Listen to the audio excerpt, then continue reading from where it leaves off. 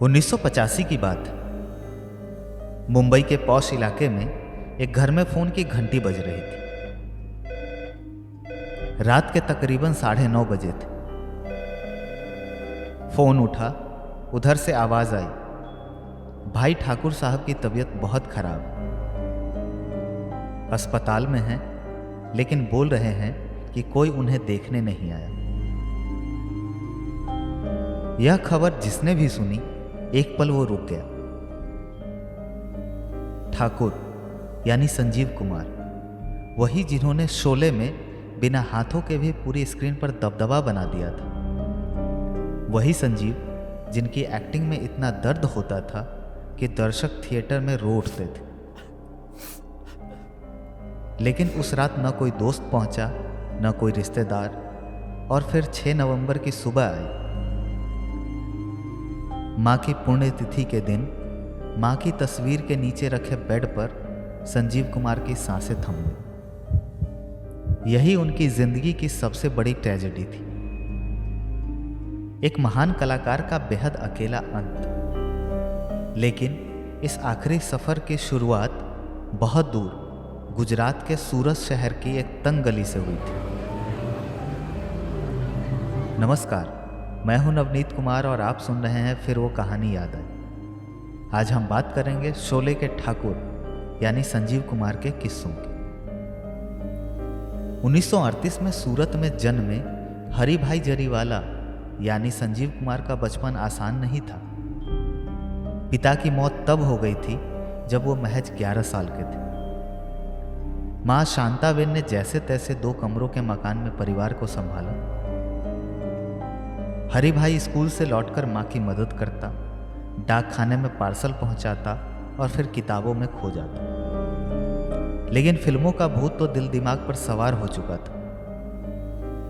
बैजू बावरा film देखकर वो इतना खो गया कि रात भर नींद नहीं आई। तब मां ने डर के मारे उसका रिश्ता तय कर दिया। लेकिन वो शादी कभी नहीं होनी थी, क्योंकि संजीव कुमार को शादी नहीं करनी थी, उसे एक्टिंग करनी थी। जब फिल्म इंस्टीट्यूट में दाखिले की बात आई तो मां ने अपने गहने बेच दिए। संजीव खुद कहा करते थे, अगर मां वो गहने न बेचती तो मैं कभी संजीव कुमार न बनता। फिल्मालय में एडमिशन मिला। शुरुआत हुई छोटे मोटे रोल से, फिर थिएटर से।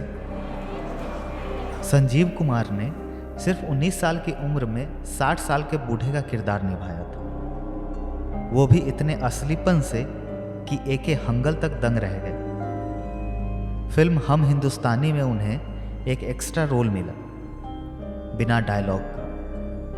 जब मां सिनेमा घर गई तो बेटे को बिना बोले देख आंखों से आंसू बह निकले।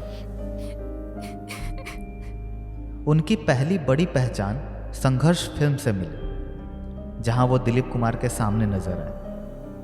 इसके बाद खिलौना, कोशिश, दस्तक, त्रिशूल, शोले जैसी फिल्में आई। नया दिन नई रात में उन्होंने 9 अलग अलग किरदार निभाए। शोले में ठाकुर का किरदार निभाकर उन्होंने हिंदी सिनेमा के इतिहास में अपना नाम पत्थर पर लिख दिया। एक किस्सा बड़ा मशहूर है। जब दिलीप कुमार ने उन्हें देखकर कहा था, तुम एक्टर नहीं इंस्टीट्यूशन हो। इस तारीफ ने संजीव को कभी घमंडी नहीं बनाया, बल्कि और विनम्र कर दी। 1960 से 1985 के बीच संजीव कुमार ने 153 फिल्मों में काम किया था। उनका नाम संजीव कुमार भी एक दिलचस्प कहानी के पीछे छिपा है। असली नाम हरिहर जरीवाला फिल्मी पर्दे पर भारी लग रहा था। माँ का नाम था शांता, सो सोचा कि नाम 100 से होना चाहिए। पहले रखा संजय कुमार, पर वो नाम पहले ही किसी और का था। आखिर में चुना गया संजीव कुमार, और बस फिर क्या था, एक नया सितारा हिंदी सिनेमा के आसमान पर चमकने लगा। संजीव की दोस्ती और दरिया दिली की कहानियां इंडस्ट्री में मशहूर थी। उन्होंने गुलजार को डायरेक्टर बनाया, अमिताभ जया की शादी के गवाह बने, शत्रुघ्न सिन्हा के रिश्ते को टूटने से बचाया। लेकिन अपनी जिंदगी में हमेशा अकेले ही रहे। संजीव कुमार का नूतन और हेमा मालिनी के साथ संबंध भी रहा, लेकिन दोनों ही मामले में बात अटक गई। इसके बाद सुलक्षणा पंडित से उनका रिश्ता सबको पता था, लेकिन उन्होंने कभी शादी नहीं की। प्रेम संबंधों में नाकामी या अकेलेपन को दूर करने के लिए संजीव कुमार ने खुद को शराब में डुबो लिया था। दोस्त कहा करते थे, अगर शादी की होती तो शायद वो आज जिंदा होते। संजीव कुमार उम्रदराज व्यक्ति के रोल्स के लिए जाने जाते थे, और शोले फिल्म में उनका ठाकुर का रोल भला कौन भूल सकता है। लेकिन ठाकुर का ये रोल धर्मेंद्र करना चाहते थे। धर्मेंद्र की इस ख्वाहिश से फिल्म डायरेक्टर रमेश सिप्पी धर्म संकट में पड़ गए, लेकिन डायरेक्टर सिप्पी के एक ट्रिक ने ठाकुर का रोल संजीव की झोली में डाल दिया।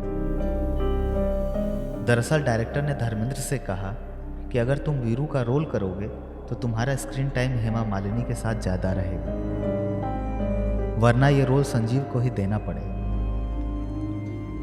हेमा मालिनी के साथ ज़्यादा स्क्रीन शेयर करने की खातिर धर्मेंद्र वीरू के रोल के लिए मान गए।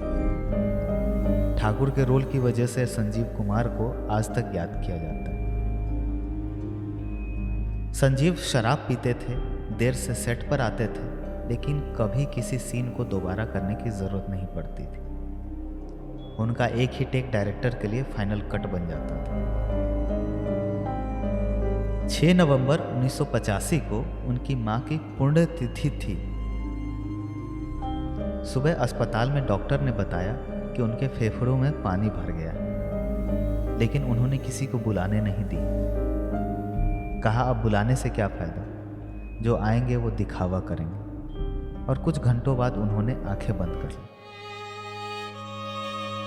मां की तस्वीर की ओर मुंह था। बेटा मां के पास चला गया था। उनके पास ना कोई वारिस था, ना कोई संपत्ति को देखने वाले। संजीव कुमार की बहन के अमेरिका से आने के बाद ही उनका अंतिम संस्कार हुआ था। उनकी मौत की खबर के बाद अगले दिन मुंबई में फिल्म इंडस्ट्री में किसी तरह का कोई काम नहीं हुआ।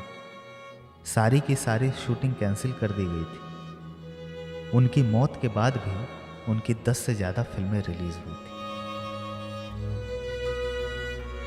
गुलजार ने भी लिखा है कि संजीव कुमार की मौत के बाद शत्रुघ्न सिन्हा 48 घंटे तक वही भाव शून्य में बैठे रहे थे। गुलजार ने यह भी कहा कि संजीव कुमार की मौत की वजह से भी उनका मन फिल्म बनाने से उचट गया था। वो दोस्तों को उधार पैसा दिया करते थे, लेकिन उन्हीं दोस्तों ने बाद में उनका पैसा नहीं लौटाया।